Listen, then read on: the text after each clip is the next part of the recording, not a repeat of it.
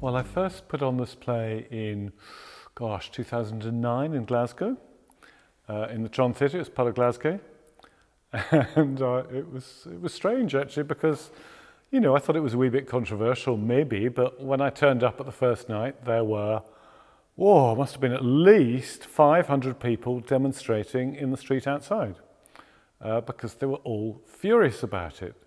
And there were Catholics there, and there were Evangelical Baptists there, and these are two groups of church people that usually hate each other, but they'd both come together in hating me. So I'd done my little bit for church unity, which I was very proud of.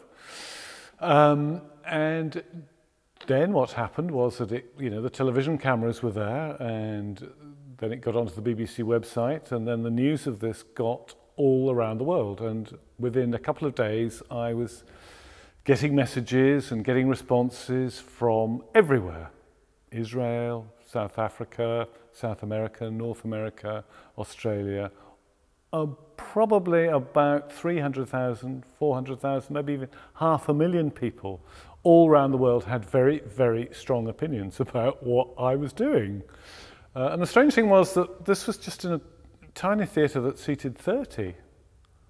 And we ran for 5 days, so about 150 people saw the show, but yet massive numbers of people heard about it, got excited about it, got very angry about it, but also were very supportive of what I was trying to do. So it was extremely, it was a really live, a very controversial topic. Of course, all the people that hated it didn't know the first thing about it. They thought that I was having nuns urinating on Bibles. And I mean, literally, they had the wildest speculation as to what I was doing.